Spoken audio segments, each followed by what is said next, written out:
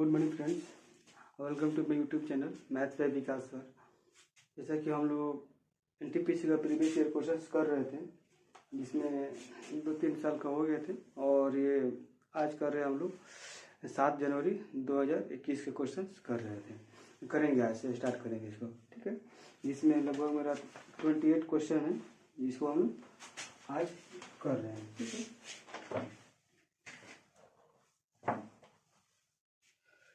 इसमें पहला क्वेश्चन है कि हम क्वेश्चन लिखेंगे, ठीक है। क्वेश्चन पढ़ के आपको बोल देंगे, आप बस एक बार ध्यान से सुन लीजिए, ठीक है। और ऐसे इस क्वेश्चन का जो पीडीएफ है हम टेलीग्राम लिंक आपको दे देते हैं, उस पर पीडीएफ इसका डाल देते हैं, जिससे आप लोग वहाँ से डाउनलोड कर सकते हैं।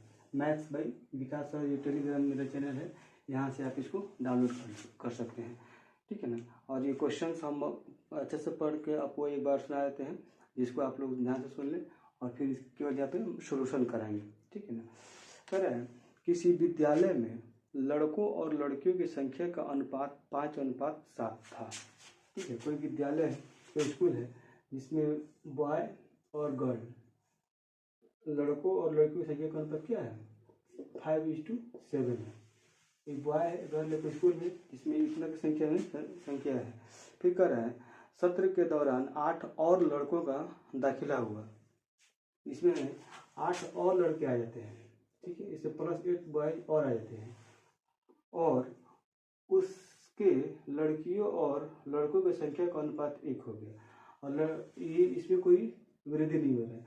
और उसके बाद जो क्या हो रहा है, 1 और 1 का रेशियो हो जा रहा है, एक लड़की हो जा रही है और एक लड़का हो जा रहा है। यहाँ पे थोड़ा चेंज करिए, पर लड़कियों और लड़कों का अनुपात, मतलब पहले लड़की कर रहा है बाद लड़की, दोनों इक्वली कर रहे हैं, ठीक है। उससे भी फर्क नहीं पड़ने वाला है।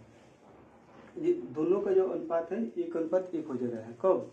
पहले तो कर रहे हैं विद्यालय में 5 और 7 के रेशियो में एक मतलब लड़का और लड़की है, उसमें से कुछ लड़का और शामिल हो जाते हैं, 8 लड़के और शामिल हो जाते हैं और लड़की की संख्या कुछ नहीं बढ़ा है, सेम है। तो उनका अनुपात क्या हो जा रहा है, 1:1 हो जा रहा है। मतलब 1:1 करने का मतलब क्या है, लड़का और लड़की की संख्या अब दोनों में क्या हो जा रहा है, बराबर हो जा रहा है, ठीक है। तो प्रारंभ में लड़कों और लड़कियों की संख्या के बीच का अंतर बताया। तो पहले कह रहा है जब सब पहले ही लड़कों और लड़कियों के बीच की संख्या में कितना का अंतर था ये बताना है, ठीक है ना। इसको हम डाटा से बना लेंगे। यहाँ पे कह रहा है ये 1:1 हो रहा है, मतलब इसमें कोई चेंज नहीं हो रहा है, यानी कि यहाँ पे अगर 7 है तो यहाँ पे भी 7 ही होना चाहिए, ठीक है ना, रेशियो में। तो मल्टीप्लाई अगर 7 कर लेते हैं तो 7:7, मतलब लड़की से जो पहले जीता था अभी वो तो नहीं है, इसमें तो कोई बदलाव नहीं हो रहा है, ना ऐड हो रहा है इसमें, ना कुछ आ रही है ना कुछ जा रही है, ठीक है। तो इसको हम ऐसे लिख देंगे, क्यों? क्योंकि पहले 7 यूनिट लड़की है, अभी भी 7 यूनिट लड़के हैं। पहले 5 यूनिट लड़का था, अब 7 यूनिट लड़का हो गया। तो 5 से 7 कितने यूनिट बढ़ गया है, 2 यूनिट, यानी कि ये 5 से 7 अगर देख रहे हो तो 2 यूनिट बढ़ रहा है, ठीक है। एक्चुअल कितना बढ़ रहा है यहाँ से, 8 यूनिट, यानी कि 5 से 7 जाने में कितना हो रहा है, 8 यूनिट, यानी कि 2 यूनिट बढ़ रहा है। टोटल कितना बढ़ रहा है, 8 यूनिट। इसलिए 1 यूनिट का वैल्यू कितना हो जाएगा, 4, 8/2 यानी कि 4, 1 यूनिट का। अब कह रहा है कि प्रारंभ में लड़की और लड़के की संख्या के बीच का अंतर कितना था, कितने यूनिट का अंतर है, 2 यूनिट का अंतर है। यहाँ पे कितना यूनिट का अंतर है, 2 यूनिट का।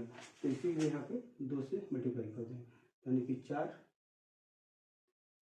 4 मल्टीप्लाई कर दें, यानी कि 8 यूनिट, 8 का अंतर होगा दोनों के बीच में, ठीक है। कोई ज़्यादा बहुत क्वेश्चन नहीं है, अच्छा क्वेश्चन है, सही क्वेश्चन है, कोई से आप कर सकते हैं। इसे करने से ना आप मतलब छोटे सोल्यूशन होगा और एक मन करेगा तो थोड़ा सा कैलकुलेशन हो जाएगा। इसलिए ऐसे सोचिए, आसान क्वेश्चन बेस्ट अप्रोच है ये। फिर क्वेश्चन है, एक अगला क्वेश्चन है, एक 21 सेंटीमीटर त्रिज्या वाले वृत्त में से एक वृत्त खंड काटा जाता है। वृत्त खंड का कोण 40 डिग्री है, तो वृत्त खंड का क्षेत्रफल ज्ञात कीजिए। वृत्त खंड बता सकता है। क्वेश्चन है, एक वृत्त है, सर्कल है, जिसका रेडियस दिया हुआ है 14 सेंटीमीटर और कह रहा है एक त्रिज्य खंड काटा जाता है, ठीक है। ऐसे मान लीजिए त्रिज्यीय खंड काटा जा रहा है और इसका जो रेडियस है 14 सेंटीमीटर है। ये जो रेडियस है 14 सेंटीमीटर है, ठीक है। और ये जो एंगल है, इसमें एक एंगल बनने के लिए 40 डिग्री का एक वृत्त हो गया, इसका त्रिज्य खंड हो गया, वृत्त खंड हो गया, त्रिज्य खंड कहिए। और इसका कह रहा है इसका एरिया बताना है, कितना एरिया है, ये इसका एरिया होता है। इसमें दो चीज पूछ सकता है, या तो एरिया पूछ सकता है और तो इसका पेरीमीटर लेंथ पूछ सकता है, ठीक है ना। ये वाला अगर एरिया पूछ रहा है तो होता है क्या, एरिया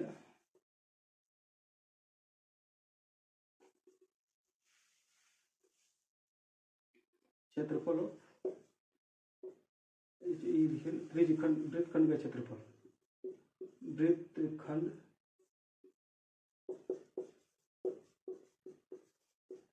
का क्षेत्रफल होता है थीटा बटे 360 पाई आर स्क्वायर।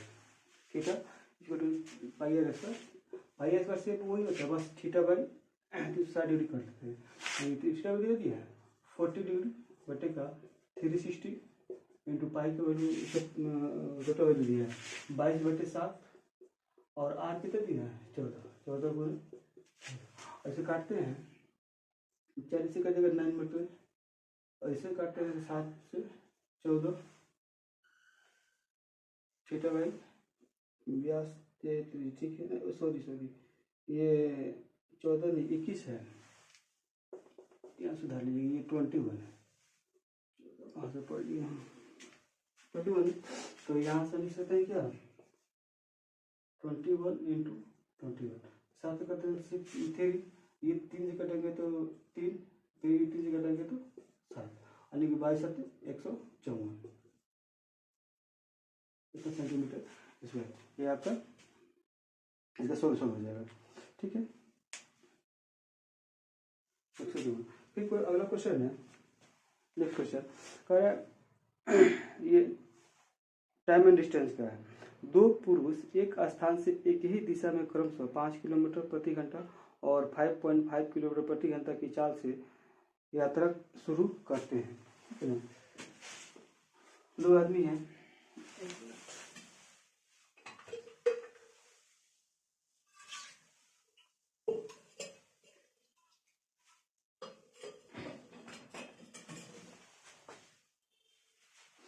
इसको पहले रब कर लेते हैं।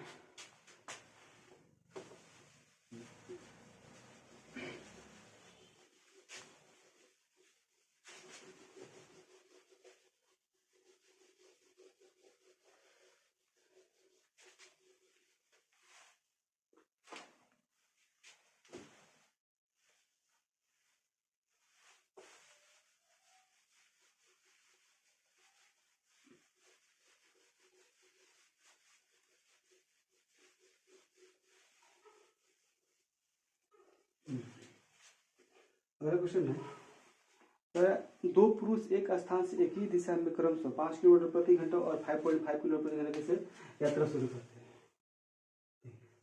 कोई एक ही पॉइंट है, ठीक है ना। यहाँ से दो व्यक्ति चलना शुरू करता है,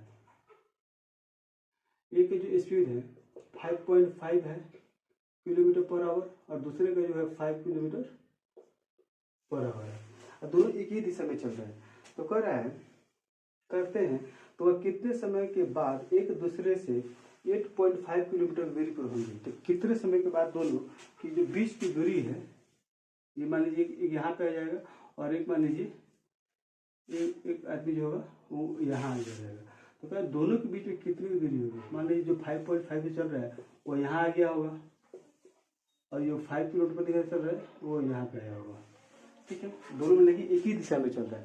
तो ये दोनों के बीच में जो डिस्टेंस है ये वाला, यही पूछा जाए कितने उसके दोनों के बीच की डिस्टेंस होगा। और अगर हम बताए थे डायरेक्शन अगर सेम हो तो रिलेटिव स्पीड क्या होता है, दोनों का डिफरेंस होता है, मतलब दोनों का स्पीड क्या करते हैं घटा देते हैं। इसका रिलेटिव स्पीड क्या हो जाएगा 5.5 माइनस का 5 मतलब 0.5, ठीक है। ये आपका स्पीड हो गया रिलेटिव स्पीड, ठीक है। और ये इसमें कितना टाइम दे रहा है, टाइम पूछ रहा है, कुछ समय के बाद एक दूसरे के बीच में ये दूरी दिया हुआ है, कह कितने समय के बाद 8.5 किलोमीटर, यानी कि दोनों के बीच में इतने किलोमीटर की दूरी होगी। ठीक है, यहाँ पे डिस्टेंस दिया हुआ है, डिस्टेंस दिया हुआ है 8.5 किलोमीटर, और ये कितने समय में होगा ये टाइम पूछ रहा है। तो टाइम के वैल्यू क्या होता है, डिस्टेंस बाई ये स्पीड, तो डिस्टेंस क्या है 8.5 बाई 0.5, ये पॉइंट से पॉइंट खत्म हो जाएगा, ये 5 से कटाएंगे कितना हो जाएगा 70, यानी कि 70 आवर्स, यानी कि 17 घंटे में के बाद दोनों के जो बीच की डिस्टेंस हो क्या होगा 8.5 किलोमीटर होगा। ठीक है, आसान क्वेश्चन है, बस यहाँ पे ये देखना है अगर डायरेक्शन सेम हो तो रिलेटिव स्पीड क्या होता है, घट जाता है। अगर डायरेक्शन अगर डिफरेंस हो, अगर ये इधर जाता है ये इधर जाता है, मतलब एक दूसरे का अपोजिट होता है, तो रिलेटिव स्पीड क्या होता है, ऐड हो जाता है। बस इतना यहीं पे ये ध्यान देना है। उसके बाद है आसान क्वेश्चन, कोई ज़्यादा कुछ क्वेश्चन है नहीं, ये एक क्वेश्चन है,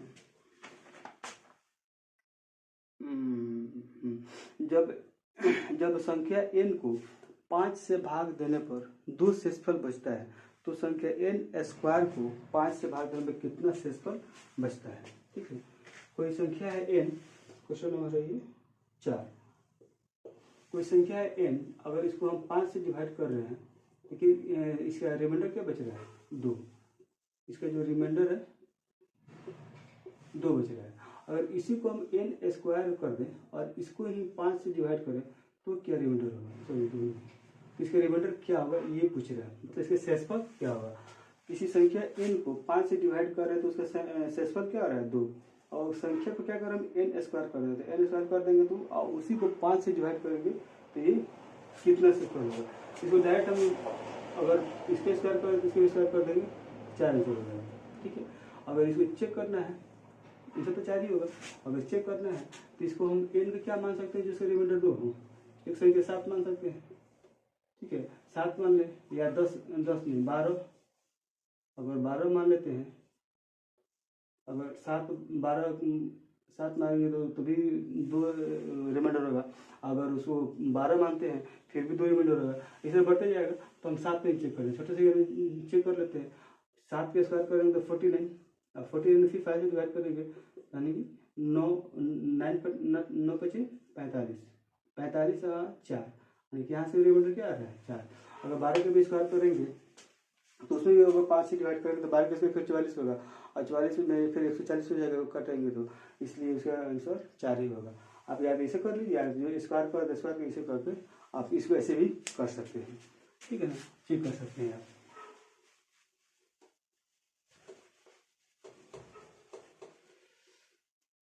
अगला क्वेश्चन है ये आपका प्रॉफिट एंड लॉस का है। सर क्वेश्चन सुनिए ध्यान से, किसी वस्तु के विक्रय मूल्य में 50 रुपये की कमी करने पर 5% का लाभ 5% का हानि में बदल जाता है। ठीक है, कोई वस्तु है, अगर उसका अगर कोई सामान है, अगर उसके विक्रय मूल्य में एसपी में अगर हम 5 रुपये का क्या कर रहे हैं, 5 रुपये नहीं 50 रुपये का, 50 रुपये का क्या कर रहे हैं, कमी कर रहे हैं। ठीक है, तो जो 5% का यहाँ पे जो इसका प्रॉफिट हो रहा था, ये जो प्रॉफिट है और वो क्या हो जा रहा है 5% का लॉस होने लग रहा है, उसको 5% पे क्या हो रहा है, यहाँ पे प्रॉफिट हो रहा था,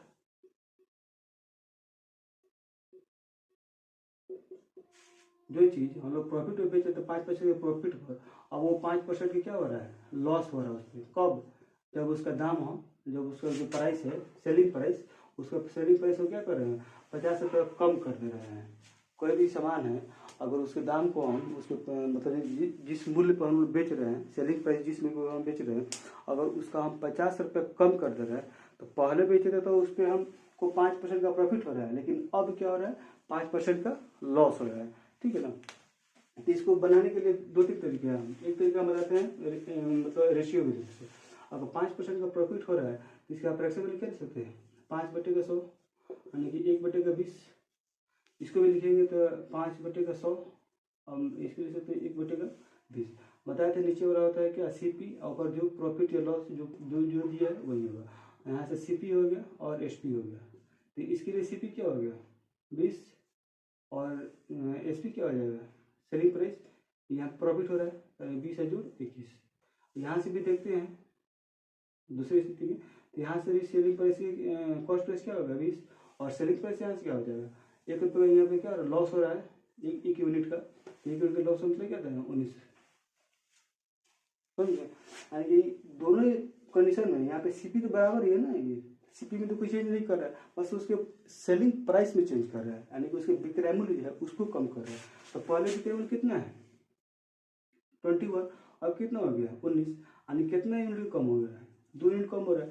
और इसी 2 यूनिट को में कितना है 50 के बराबर है, इसलिए 1 यूनिट का वैल्यू 25। अब पूछ क्या रहा है इसमें, तो प्रारंभिक वस्तु का विक्रय मूल्य क्या होगा, यानी कि जो पहला है इसके लिए इसका क्या पूछ रहा है, पहला कंडीशन नहीं है ना, इसके लिए पूछ रहा है जो उसका विक्रय मूल्य क्या है, इसके लिए विक्रय मूल्य क्या है, यानी कि 1 यूनिट वैल्यू इतना है, इससे 21 का वैल्यू है, यानी कि 25 मल्टीप्लाई बाई 21। इसको मल्टीप्लाई करेंगे तो 25 में इसे करेंगे तो 25 का 25 और 25 में 50 और 2 52, यानी कि 525 का उस पर क्या होगा सेलिंग प्राइस होगा।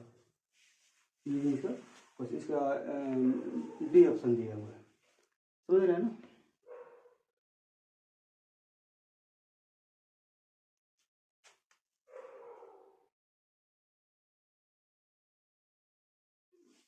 ऐसे अगर इसको एक तरीका तो ये है क्या, अगर ऐसे भी सोच सकते हो ये दोनों कंडीशन में तो आपका CP जो है बराबर ही है, ठीक है। और इस पर अगर पहले 5% का लाभ हो रहा है, इसका मतलब क्या है ये प्लस का 5% यहाँ पे लाभ हो रहा है, और दूसरे कंडीशन क्या हो रहा है 5% का हानि हो रहा है, यहाँ पे 5% का क्या हो रहा है हानि हो रहा है। तो दोनों के बीच डिफरेंस कितना हो रहा है 5%, इधर 5% इधर 5%, यानी कि 10%। और इसी 10% का वैल्यू नहीं है 50 है, तो 10% का वैल्यू इतना है, इसीलिए 1% का 1% का करते हैं तो कितना हो जाएगा 5 रुपया, इसलिए 100% का 500, 100% करते हैं तो ये CP निकल जाएगा, तो ये 500 इसका CP हो गया। अब कह रहा है जो 5% का प्रॉफिट बेच रहे थे ना क्यों, तो यानी कि 500 का 5% कितना हो जाएगा 25 रुपया, 500 और 5% प्लस करना है, यानी कि इसका 5% करेंगे तो 500 प्लस 500 इंटू 5/100, 5 पैसे 25, यानी कि 525।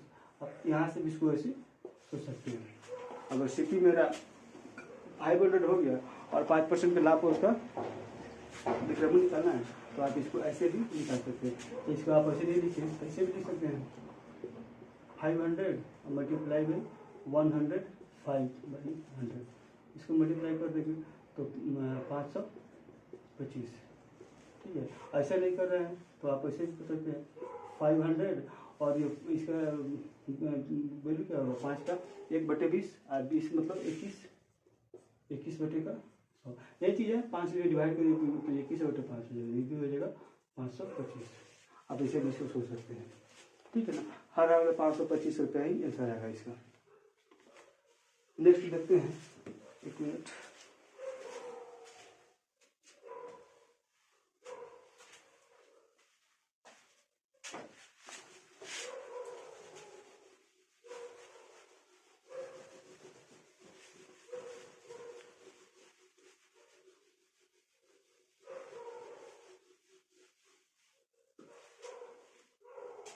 एक निश्चित धनराशि पर, ये आपका CIS दोनों का क्वेश्चन है। कर एक निश्चित धनराशि पर 4% की वार्षिक दर से 2 वर्ष के लिए लगने वाले चक्रवृद्धि ब्याज और साधारण ब्याज का अंतर 20 है। यदि वार्षिक ब्याज के रूप से लिया जा रहा है तो धनराशि क्या है, ठीक है। कोई राशि है जो 4% की वार्षिक दर पर मंथली उसका कैलकुलेशन हो रहा है, तो 2 वर्ष के लिए उसका साधारण ब्याज और चक्रवृद्धि ब्याज के जो अंतर है वो आपका 20 रुपये है। इस क्वेश्चन में है एक तरीका हम बता रहे हैं, ठीक है, उसका आप सीख लीजिए फिर आपको दिखाते हैं। 4% दिया हुआ है, 4% को हम फ्रैक्शन वैल्यू निकालते हैं, 4/100 मतलब 1/25, ठीक है ना। और जितना साल दिया हुआ है तो 2 साल दिया हुआ है, तो उसको 2 बार इसको स्क्वायर, ये हो जाएगा कंप्लीट पर और ये हो जाएगा इसका जो भी इंटरेस्ट है वो 1 साल के लिए। तो ये 2 साल की कर रहे हैं तो इसको हम स्क्वायर कर देते हैं। 25 के साथ करेंगे कितना जाएगा? 625 625 हो गया। अब इस पे हम लोग क्या करते हैं, 2 साल है, ठीक है ना, तो पहले साल के लिए और दूसरे साल के लिए, यानी कि 1 साल के लिए इसके लिए हम ब्याज निकालते हैं 625 पर, और 4% के हिसाब से निकालते हैं तो कितना ब्याज होगा, यानी कि 625 का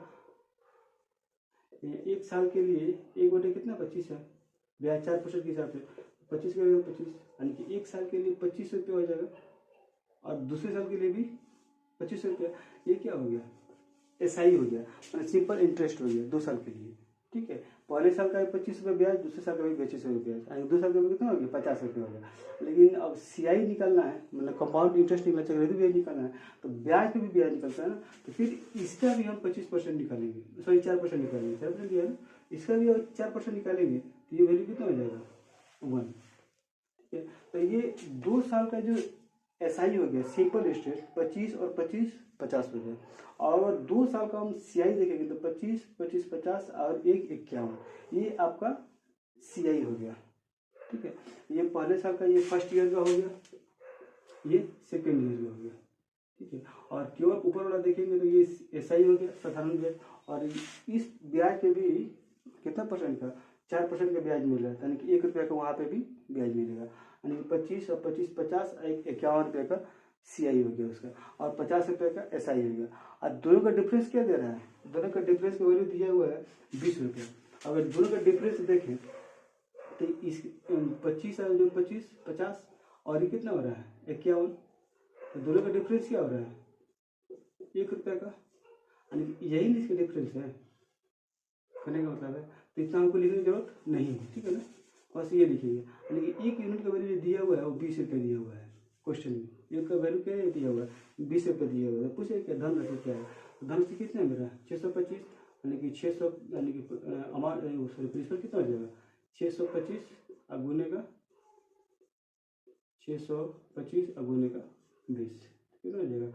1250 जीरो यहाँ जाएगा, यानी कि 12,500 होगा इसका आंसर। ये ऑप्शन हो जाएगा आंसर इसका, 12,500 लिखेंगे, 12,500, ठीक है।